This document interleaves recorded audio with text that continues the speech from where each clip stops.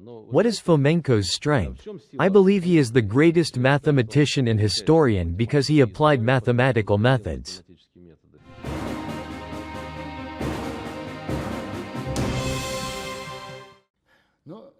Sergey Yuryevich, after your speech, many people ask me about ideology. You proposed establishing Fomenko and Nosovsky's new chronology as one of the pillars of the ideology for Russia's third path.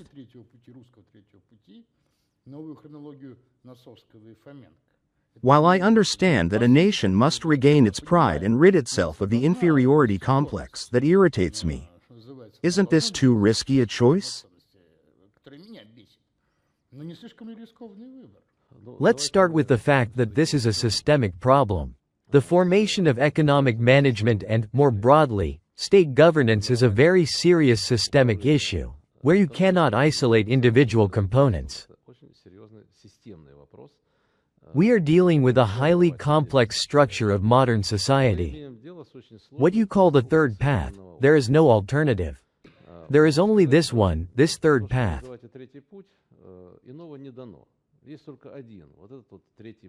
The first path was followed by the Soviet Union and the entire system of directive planning with the idea of building communism by today. That failed spectacularly. People stopped believing in it as early as the 1970s. But let's look at what is happening over there, in the center. They're so smart, they taught us how to support them. Today we see that the American model of economic management is collapsing. They are throwing money at their problems, even though they constantly forbade us from using credit issuance to support economic activity. Over the past 10 years, faced with financial imbalances that manifested in the 2008 global financial market crash, they, contrary to their own recommendations, started flooding their economy with money. People keep asking me, why specifically Fomenko Nosovsky's chronology? I respect them greatly. I believe they made a great discovery but misinterpreted it. They discovered recurring patterns in history and thought they represented the same event. We started with the premise that managing the economy requires a certain ideology. The absence of ideology means the dominance of the ideology of money, greed, and every man for himself, which is an anti-state ideology. This is what we currently have under the guise of a so-called lack of ideology. When we talk about development, and you mentioned three paths, the third path is a convergent, complex economy where strategic state planning functions alongside market mechanisms that ensure competition. Here, private entrepreneurs are supported by the government to the extent that they contribute positively to society, and they are punished if they try to enrich themselves at society's expense through market manipulation, as we see today in the financial market. This mixed economic system is the only viable path forward. No other options remain. Combining a welfare state, spiritual values, and a developmental state provides a foundation for ideology. However, ideology cannot exist in a vacuum, it needs history. Therefore, a historical understanding of national interests, destiny, and pride requires evidence. In school, you are taught that you are like primitive tribespeople incapable of forming your own state. Some Varangians supposedly came to you, even though we know for certain that the Varangians were wild people who could barely speak. They tore hides apart with their teeth in fits of rage. Compared to the inhabitants of old Russia, they were not even on par with the present-day natives of remote islands. They were on a fundamentally different level of human development. The idea that barbarians could come into a land with the best cities in the world and teach its people statehood is laughable. It simply could not happen. This Varangian theory has been circulating for about 2 centuries. The Romanovs introduced it into history, and Soviet power later adopted it. But admit it, it's utter nonsense.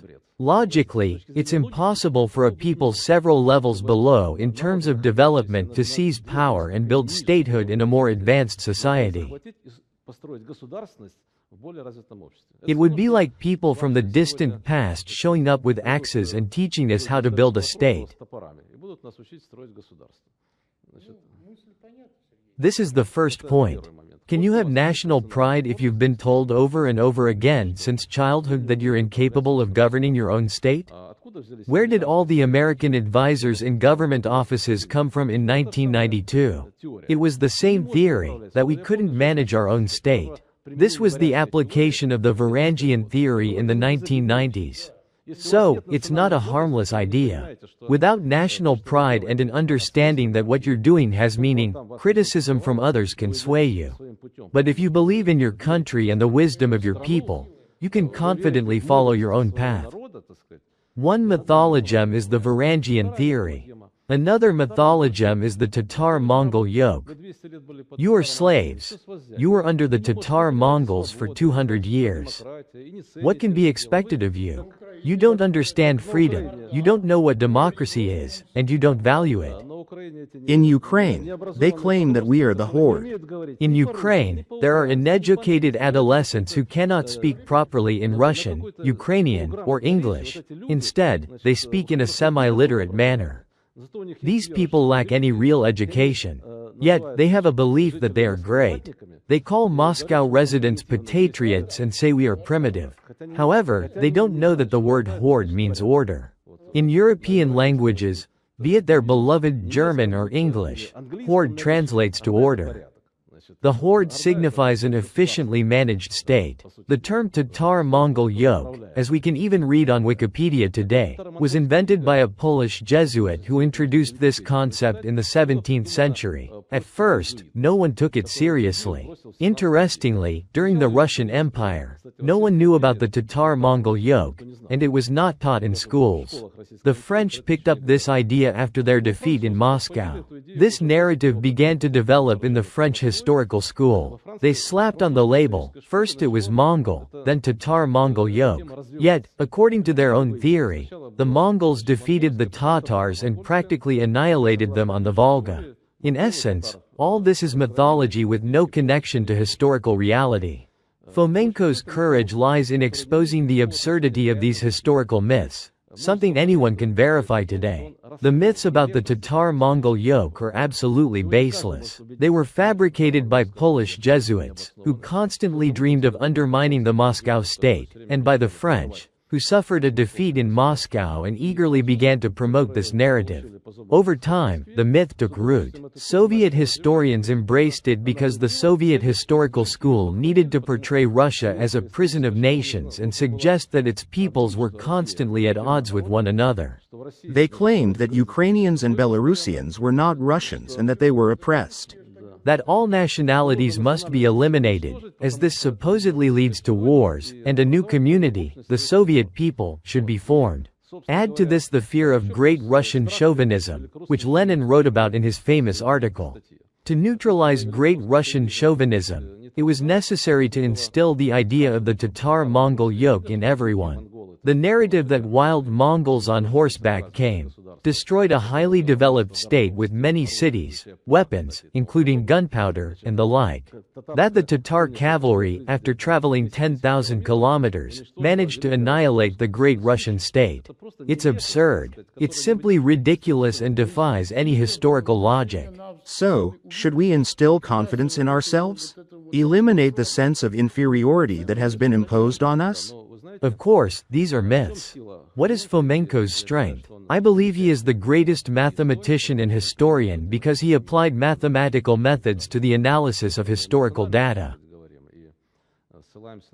We speak emotionally and reference certain primary sources of the myths that most people believe in today. Why is this topic so relevant? Look at history textbooks in Ukraine. They are pure myth-making. Everything before the 18th century is rewritten and fabricated multiple times. One of Fomenko's achievements is that he mathematically demonstrated that all history before the 17th century lacks a clear, logically constructed, objective chronology.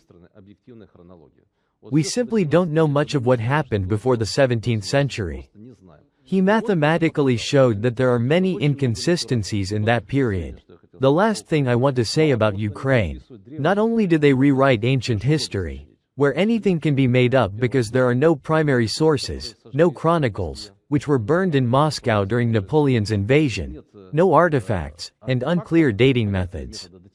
It's a situation where every ground squirrel is a farmer, so to speak, where anyone can sit on their hill and declare themselves the oldest, falsifying and rewriting history anew. There's even technology for aging objects. We could go to a metallurgical plant right now, and in a couple of months, they could forge something that appears to be from the 12th century. It's easy. With proper material processing, carbon dating would show it to be an ancient artifact. But they're also rewriting modern history, World War II. According to Ukrainian textbooks from the time of President Leonid Kuchma, there was no Soviet army, and Ukraine was liberated from the Nazis by Stepan Bandera. What the heck?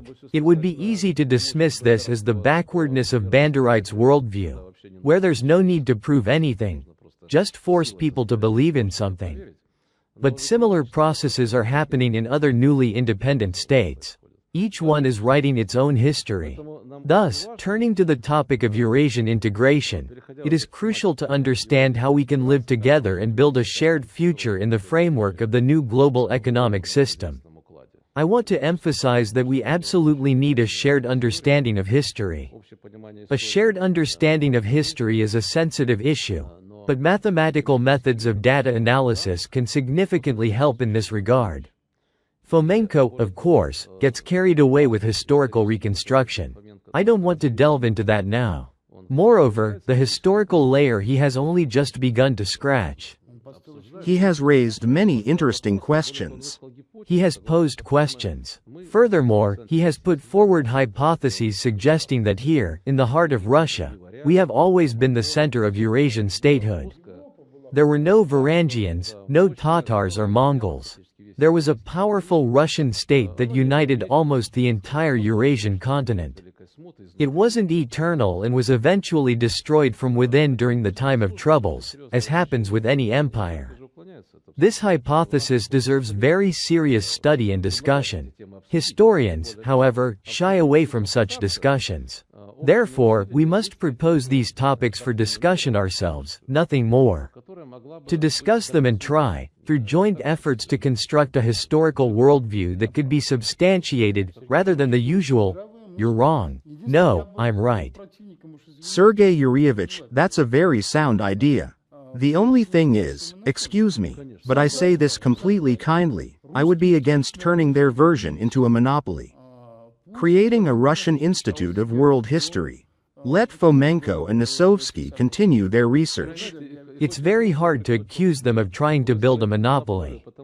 Because historians from the Soviet period used to report them to the Central Committee of the Communist Party, demanding that they be investigated, exposed, destroyed, or locked up in an institution or prison. Today, the most absurd reports are written about them. My colleagues from the Academy of Sciences write reports demanding that this be recognized as pseudoscience and disgracefully shut down. Cossacks write reports accusing them of inciting religious hatred and demanding criminal cases be opened. So, they aren't concerned about monopolies. They simply find it very difficult to defend their hypothesis, their concept, and even their methods. Of course, we need a systematic worldview that correctly interprets the past and provides a vision for the future. And here, history is not just an exercise for historians. As you understand, it's a vast sphere of ideological and political struggle.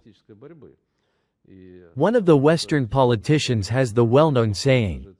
The quote, as I recall, goes something like this: Who controls the present, controls the past, and who controls the past, controls the future.